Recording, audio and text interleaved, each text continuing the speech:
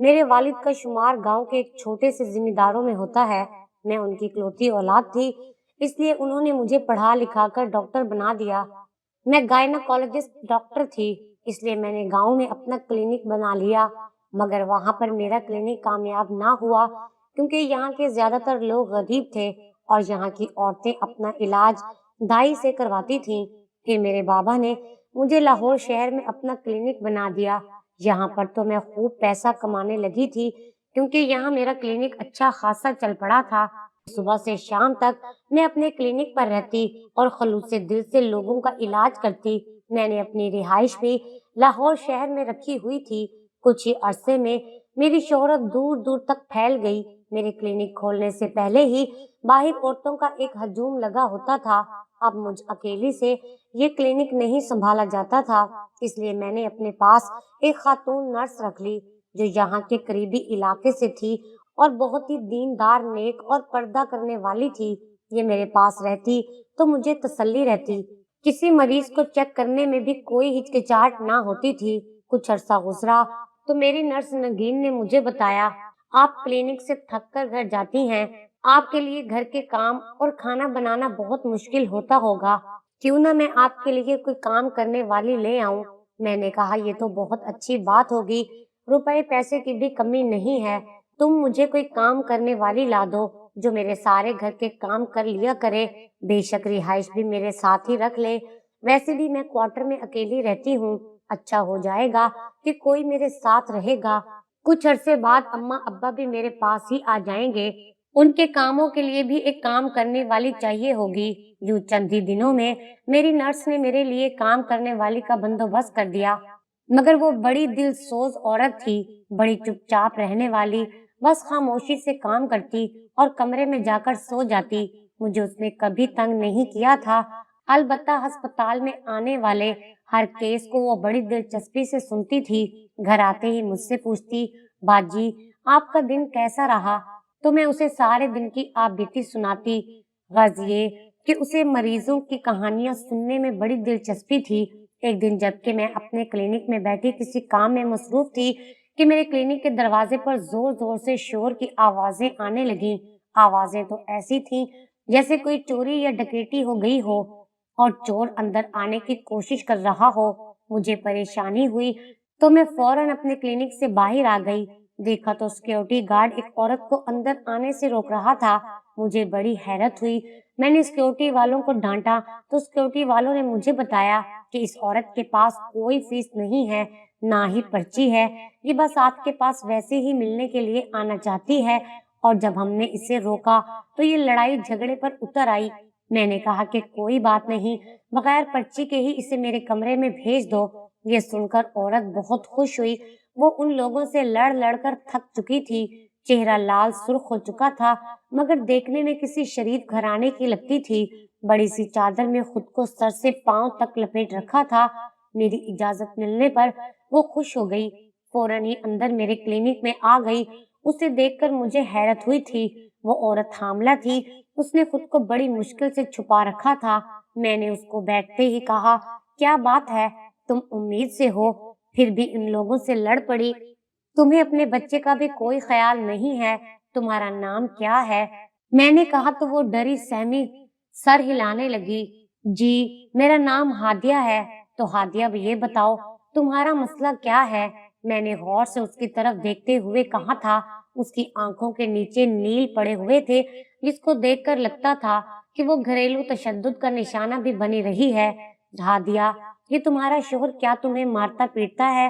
میری بات پر اس نے نفی میں سر ہلا دیا اور بولی، نہیں جی، میرا شوہر تو بہت اچھا ہے، مجھے میرے سسر نے مارا ہے۔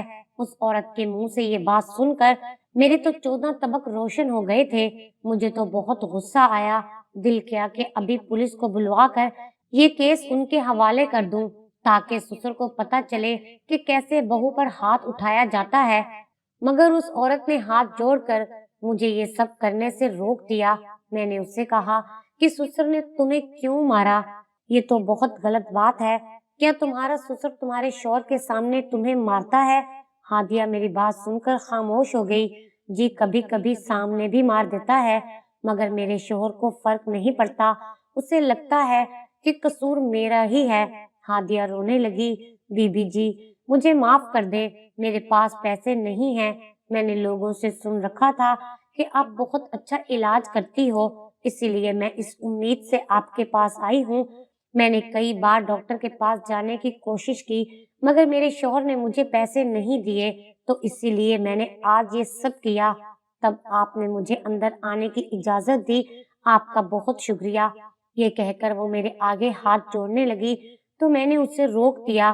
खैर, फिर उसने मुझसे बातें शुरू की। मालूम हुआ कि वो एक गरीब घराने से ताल्लुक रखती है। उसको तो 2 वक्त का खाना भी ठीक से नहीं मिलता।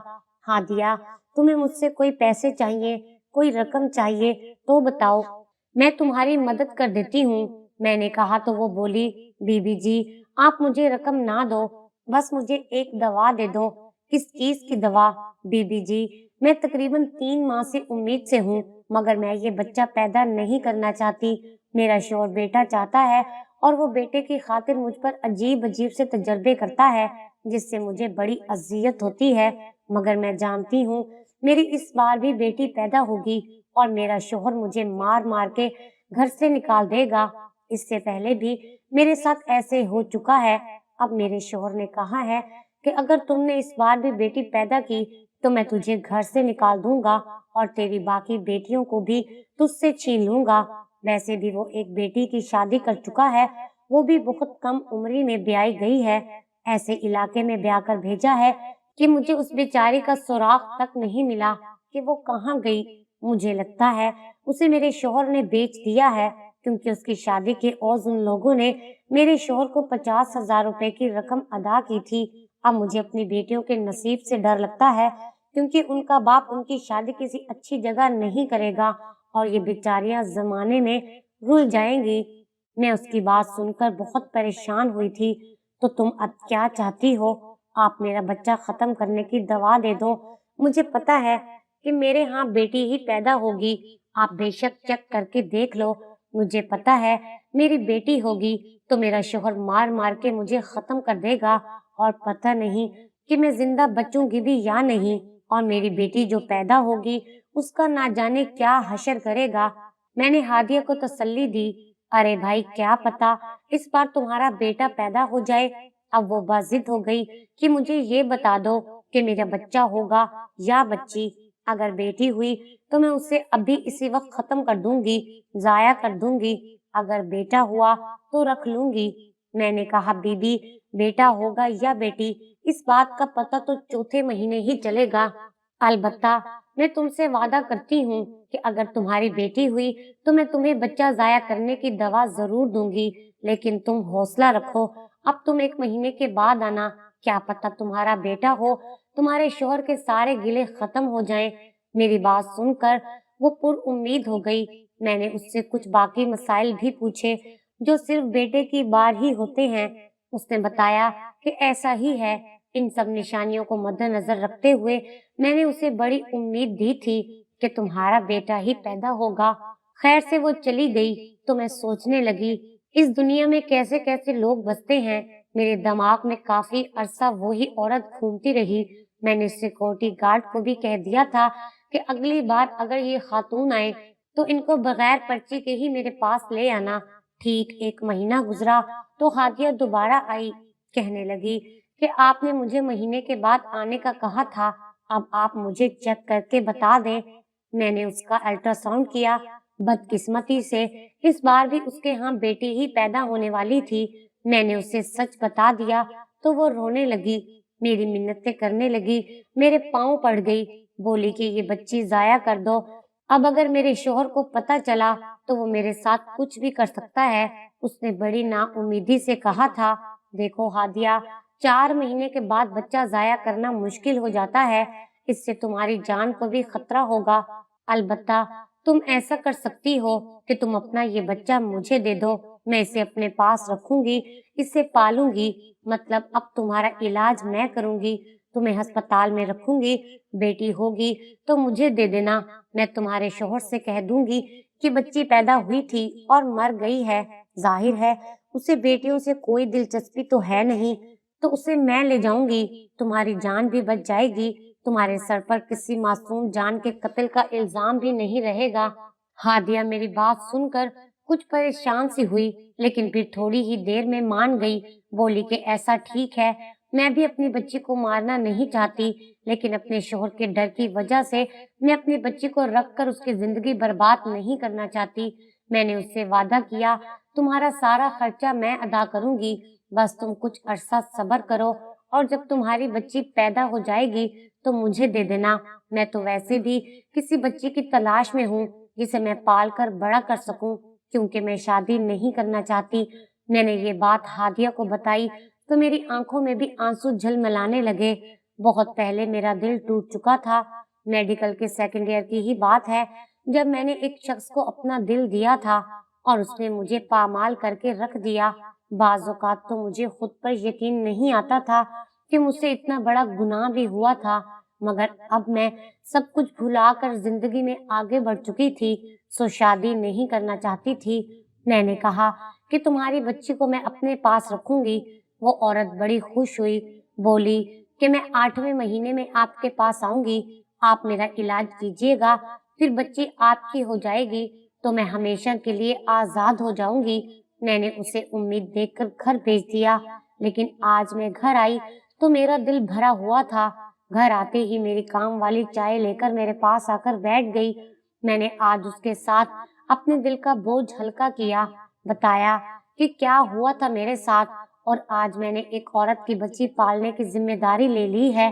میری بات سن کر وہ خوش ہونے لگی، پھر نہ جانے کیا ہوا وہ چونک پڑی، کہنے لگی بی بی جی حالات بہت خراب ہیں، کہیں وہ عورت دھوکے باز تو نہیں ہے۔ میں نے اسے یقین دلایا کہ نہیں، ایسی کوئی بات نہیں ہے۔ کچھ اور بھی چیزیں تھیں جو مجھ سے میری کام والی نے پوچھی تو میں نے اس کو بتا دی۔ اس نے مجھے امید دلائی کہ وہ بھی بچے کا بہت خیال رکھے گی، سو میں کوشش کروں کہ کسی نہ کسی طرح اس بچے کو گھر ہی لے آؤں۔ اب میں روز اسی عورت کے بارے میں سوچتی، وقت کب گزر گیا کچھ پتہ ہی نہ چلا۔ وہ عورت میرے کلینک میں اپنے آخری دنوں میں داخل ہو گئی تھی۔ اس کے شوہر نے بھی اس کو اجازت دے رکھی تھی، کیونکہ اس کا شوہر اس پر کوئی خرچہ نہیں کرنا چاہتا تھا اور سارا خرچہ میں نے ہی اٹھایا تھا۔ میں نے اس کو ہسپتال میں داخل کیا، اس کا بہت خیال رکھا۔ بالآخر 1 مہینے بعد جب اس نے اپنی بچی پیدا کی تو میری خوشی کی انتہا نہ تھی، مگر ابھی بچی لیبر روم میں ہی تھی کہ ہادیہ نے رونا دھونا مچا دیا۔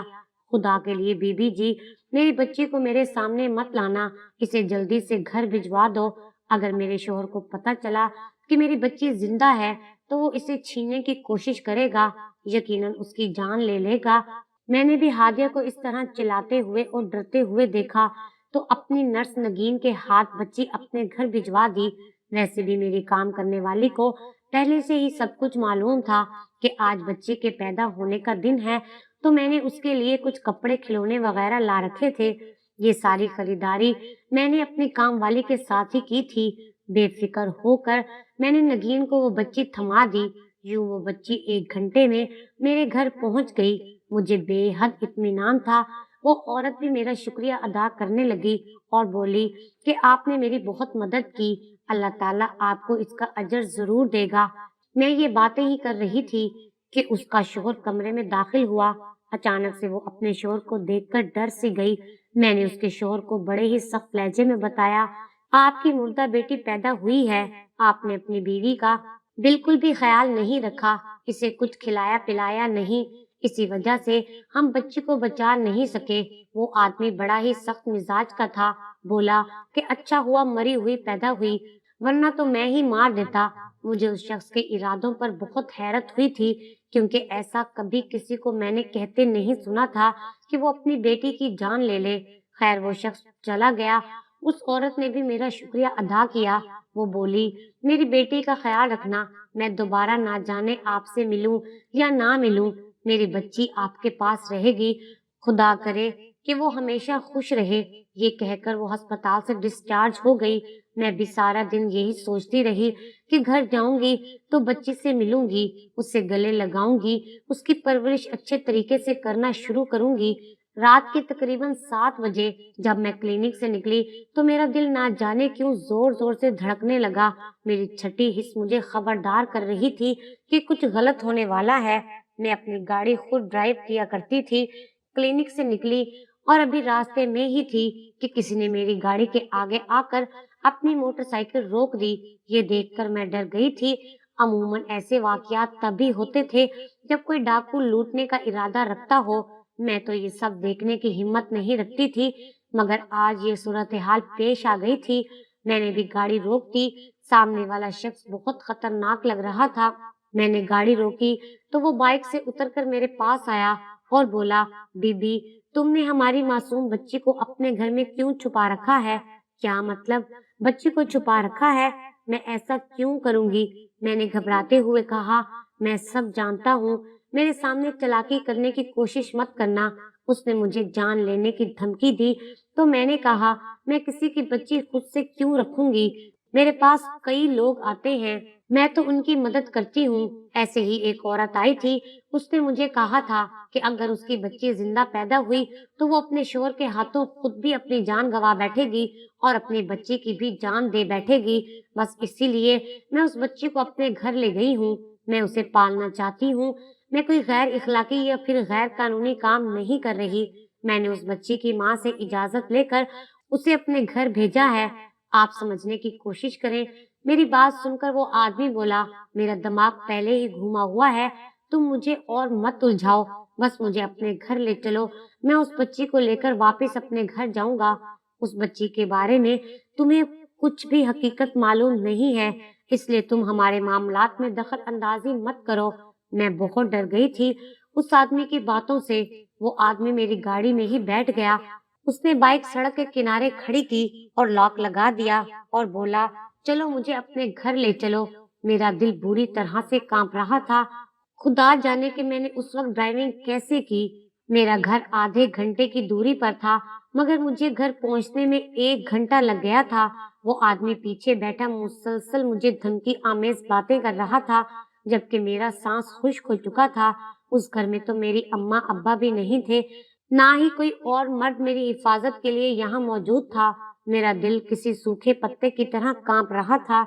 मैंने चलती गाड़ी में अपनी नौकरानी के नंबर पर एक मैसेज कर दिया था कि तुम बच्ची को कहीं छुपा लो और अपनी हिफाजत के लिए पुलिस को कॉल कर दो।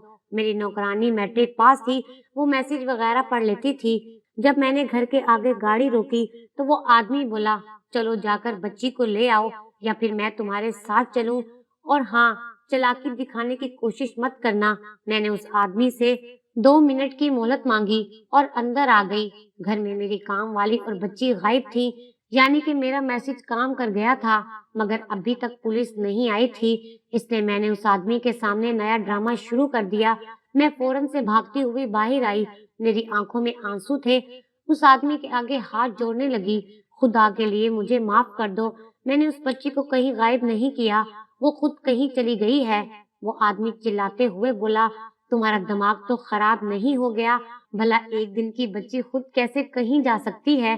तुम ने उसे कहीं रखा हुआ होगा, जल्दी बताओ।